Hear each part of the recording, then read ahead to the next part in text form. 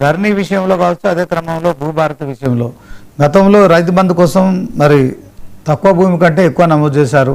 అదే క్రమంలో మరి ఎస్ఐఆర్ పూర్తయ్యాక స్థానిక సంస్థల ఎన్నికలు. సో దీంట్లో మరి ముందు ఏ ఎన్నికలు ఉంటాయో ఇంకా డిసైడ్ చేయలేదని చెప్పచ్చు. అదే క్రమంలో కాంగ్రెస్ పార్టీ నేతల మధ్య సమన్వయం ఉంది.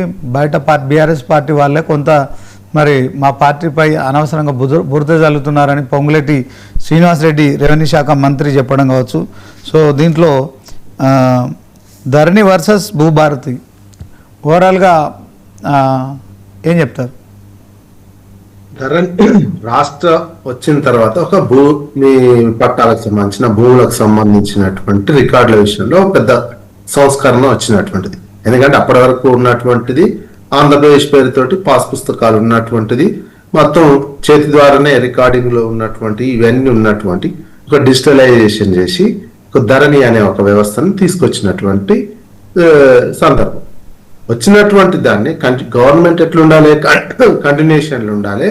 అందులో ఏవైనా ఇబ్బందులు లోపాలు ఉంటే కొన్ని చట్టాలు మార్చుకుంటునో సవరించుకుంటునో వెళ్లాల్సినటువంటి అవసరం ఉంటుంది. ప్రజలకు ఒక ఈజీగా లావాదేవీలు నడిచే విధంగా ఉండాల్సినటువంటి అవసరం ఉంది.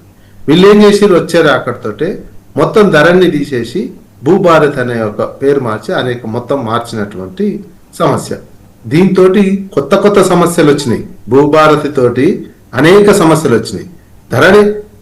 ధరణి ఉన్నప్పుడు 20 లక్షల ఎకరాలు మాత్రమే నిషేధిత జాబితాలో ఉండేది. దాన్ని క్రమంగా మీరు దాని నుంచి ఎత్తేయడానికి కావలసిన చట్ట సవరణ కావచ్చు, రూల్స్ కావచ్చు మార్చుకుంటూ వస్తే క్లీన్ అయ్యే అవకాశం ఉంటుండేది. మీరు వచ్చి భూభారతి తీసుకొచ్చిన తర్వాత ఇప్పుడు 1 కోటి ఎకరాల నిషేధిత జాబితాలో చేరిపోయింది. 1 కోటి ఎకరాల నిషేధిత జాబితాలో చేరితే ట్రాన్సాక్షన్స్ ఎట్లా జరగాలి, ప్రజలు ఎట్లా ఇబ్బంది పడుతుర్రు. ప్లస్ భూభారత్ వచ్చిన తర్వాత వీళ్ళు ధరణి మీద విచారణని ఇప్పుడు అంటున్నారు, కానీ డబ్బులు ఎవరైతే కొన్ని రిజిస్ట్రేషన్ జరిగినటువంటి దాంట్లో కూడా కుంభకోణాలు జరిగినాయి. మధ్యలోనే ఆ సాఫ్ట్వేర్ ని డైవర్ట్ చేసి డబ్బులు గవర్నమెంట్ కు రాకుండా వాళ్ళ సొంత ఖాతాలో పడేటట్టు చేసి సాఫ్ట్వేర్ ని హ్యాకింగ్ చేసినటువంటి సిస్టమ్ ఉన్నటువంటిది. మళ్ళీ ఇది ఎన్ఐసి చేస్తుందని చెప్పినటువంటి నేపథ్యంలో ప్లస్ ఈ మధ్యకాలంలో ఇంకా నిషేధిత జాబితాను పెంచుకుంటూ పోయినటువంటిది. హైదరాబాద్ లాంటి చోట్ల కూడా నిషేధిత జాబితాను పెంచిరు. 22A కింద ఎవరి అపార్ట్మెంట్ ఎట్లా ఉందో తెలియని సిచ్యువేషన్ లోకి వచ్చింది. హైదరాబాద్ లో నిషేధిత జాబితాలో పెట్టి ఎక్కడిది మళ్ళా పాత రికార్డులు ఎక్కడియో చూసి అన్ని నిషేధిత జాబితాలో పెట్టేసరికి ఇప్పుడు ఎట్లా తెలుస్తుంది, ప్రతి పౌరుడికి ఏదైనా ఆస్తి ఉంది అంటే మీరు స్లాట్ బుకింగ్ చేసుకుంటే నీ భూమి కావచ్చు, వ్యవసాయ భూమి కావచ్చు, అపార్ట్మెంట్ కావచ్చు, అమ్ముడు పోతుందా లేదా ఏంది, మీరు అన్ని రెడీ చేసుకొని సగం అడ్వాన్స్ కట్టినాక స్లాట్ బుకింగ్ కాడికి పోతే అది నిషేధిత జాబితాలో ఉంటే స్లాట్ బుకింగ్ కథం, నువ్వు కట్టినకి సగం డబ్బులు అవుతాయి. అది దాని నుంచి ఏం చేయమంటారు, ఇప్పుడు రిజిస్ట్రార్లు కావచ్చు, కింద కావచ్చు, కలెక్టర్ నుంచి రెవెన్యూ కలెక్టర్ నుంచి ఎన్ఓసి తీసుకురండి, అప్పుడు మాత్రమే రిజిస్ట్రేషన్ చేస్తాము అని చెప్పింది. ఇన్ని సమస్యల్లో కూరుకుపోయింది. ఇప్పుడు 1 కోటి ఎకరాలు 20 లక్షల ఎకరాలు ఉన్నటువంటి నిషేధిత జాబితాని 1 కోటి ఎకరాలకు 2 ఏళ్లలోనే తీసుకుపోయారంటే ఈ ఎప్పుడు సమస్య పరిష్కారం కావాలి? ఇది చాలా పెద్ద, మీకు ఇప్పుడు ఇది హైడ్రా కంటే పెద్ద సమస్య కాబోతుంది ఎలక్షన్ వచ్చేసరికి. ఇప్పుడు రిజిస్ట్రేషన్లో కావచ్చు, వ్యవసాయ భూములే కావచ్చు, అపార్ట్మెంట్ల విషయంలో కావచ్చు, సిటీలో కావచ్చు, చాలా ఘోరమైనటువంటి ప్రజలకు చాలా ఇబ్బందికరమైనటువంటి సిచ్యువేషన్ రాబోతుంది.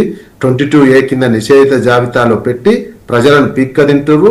దీనికి ఏంది ఎన్ఓసి కలెక్టర్ నుంచి తీసుకురావాలంటే పైరవీలు చేస్తూ ఎకరానికి గుంటకి ఇన్ని లక్షలు, ఎకరానికి ఇన్ని లక్షలు అని రేట్లు పెట్టి నిషేధిత జాబితాలను తొలగించడానికి చేస్తున్నటువంటి ప్రయత్నాలు.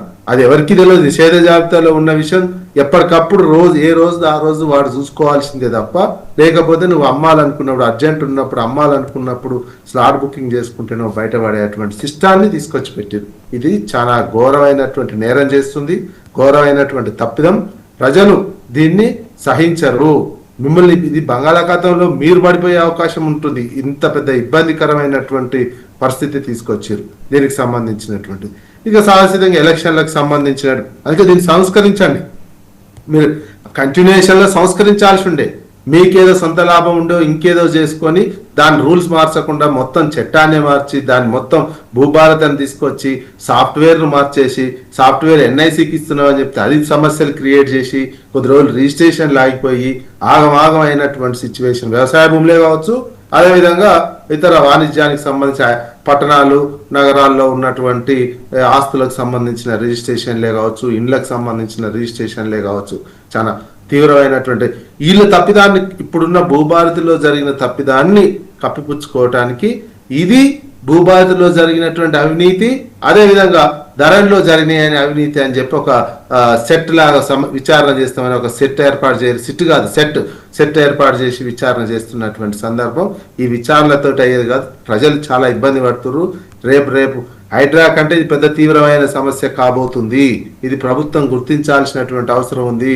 మీరు ఏయో చిట్ చాట్లో ఇట్లా చెప్పుడు, అదేవిధంగా అసైన్ భూములకు సంబంధించిన ఎలక్షన్లకు సంబంధించింది ఎస్ఐఆర్ ముందే పెట్టాల్సి ఉండే, ఎస్ఐఆర్ స్టార్ట్ కాకముందు కూడా పెట్టే అవకాశం ఉండే. అప్పటికి రైతు భరోసా వేయలేదు, ఇప్పుడు రైతు బంద్ వేసిర్రు, ఇది అక్టోబర్లో అయిపోద్ది, మళ్ళీ నెక్స్ట్ రైతు బంద్ వేయాలి. అక్టోబర్లో వస్తే మీరు అక్టోబర్ 18 నాడు వస్తే పెంచుకుంటూ పోతారు. ఇంకా ఈసారి అక్టోబర్ 18కి అవుతుందని కూడా ఏం లేదు, పెంచుతా ఉన్నారు. బీజేపీ వాళ్ళు ఇంటర్నల్ గా రిక్వెస్ట్ పెడతా ఉంటే ఎలక్షన్ కమిషన్ పెంచుతా ఉంది. ఆంధ్రప్రదేశ్లో ఎందుకు పెంచలేదండి? వేరే రాష్ట్రాలలో ఎక్కడన్నా పెంచిరా? ఇట్లా నాకైతే సబ్జెక్ట్ కరెక్షన్ ఇట్లా 10 రోజులు పెంచుకుంటూ పోయిన ఎస్ఐఆర్ పెంచుకుంటూ పోయింది అయితే నేను చూడలేదు, వినలేదు. మరి ఉంటే చెప్పాల్సినటువంటి అవసరం ఉంది. ఎందుకంటే ఇక్కడ బీజేపీ ఎస్ఐఆర్ మీద దేశమంతా ఒక తిరుగు బీజేపీ వాళ్ళు ఆందోళన చేస్తారు. ఎస్ఐఆర్ మీద మా ఓట్లు పోయినాయి, మాకు సంబంధించిన ఓట్లన్నీ తీసేస్తున్నారు అని చెప్పి వీళ్ళు ఎలక్షన్ కమిషన్ ఇంటర్నల్ గా లాబింగ్ చేస్తా ఉన్నారు. వాళ్ళు పెంచుతా పోతా ఉన్నటువంటి అక్టోబర్ 18 ఇప్పుడు లేటెస్ట్ పెరిగించారు. నెక్స్ట్ పొడిగిస్తారా? మళ్ళీ నవంబర్ వరకు పోతే ఎలక్షన్ నవంబర్లో లిస్టు ఫైనల్ అయినాక మళ్ళీ ఇంకేదైనా వస్తే డిసెంబర్లో అయిపోయి ఎమ్మడే జనవరి ఫిబ్రవరిలో ఎమ్మెల్సీ ఎలక్షన్లు వస్తాయి. ఇవి అంతా ఇది ఎప్పుడు పెడతాము అంటున్నారు. మీరు ఎస్ఐఆర్ ఫైనల్ అయిన తర్వాత కదా పెడతామని చెప్పి ఎస్ఐఆర్ ఫైనల్ అయినాక 2 నెలలు టైం తీసుకుంటారు. ఎట్లాగూ అది ఎప్పుడైతుందో చూడాల్సినట్టు. ఇవన్నీ ఏంటంటే చెప్పడం వరకే, మాటలు చెప్పడం వరకే ఉన్నది. చాలా ఇబ్బందికరమైనటువంటి పరిస్థితి. భూభారతి కావచ్చు, చాలా ప్రజలు చాలా ఇబ్బంది పరిస్థితి ఎదుర్కొంటున్నారు. కఠినమైన ఇబ్బంది వాళ్ళకు ఆస్తులకు సంబంధించినటువంటి. ఫస్ట్ టైం ఆస్తి హక్కు, భారతదేశం స్వతంత్రం వచ్చి కొత్త రాజ్యాంగం వచ్చిన కానించే ప్రజలకు ఆస్తి హక్కు కల్పించినట్లు. ఆ ఆస్తి హక్కు మీదనే అనుమానం కలిగే విధంగా తెలంగాణ రాష్ట్ర కాంగ్రెస్ ప్రభుత్వం తీసుకొచ్చినటువంటి భూభారతి ఆ అనుమానం కలిగే విధంగా ఉంది. భారతదేశంలో ఎక్కలేని విధంగా నా ఆస్తి నాకు, ప్రైవేట్ ఆస్తి నాది నాకు ఉందా లేదా అనేది అనుమానపడే విధం. హైడ్రా ద్వారా కూడా కోర్టు అదే అన్నది కదా, కోర్టు అదే చెప్పింది. మీరు రాజ్యాంగబద్ధమైనటువంటి చట్టబద్ధమైనటువంటి పాలన చేయట్లేరు, ప్రజాస్వామ్యాన్ని కూని చేస్తున్నారు.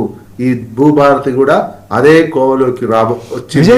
విజయ్ గారు సరే, ఈ భూభారతి ఇవన్నీ ప్రభుత్వాల పార్టీల మధ్య ఇష్యూస్. యాక్చువల్గా ఒక సీనియర్ జర్నలిస్ట్గా అదే క్రమంలో పొలిటికల్ అనలిస్ట్గా చెప్పండి.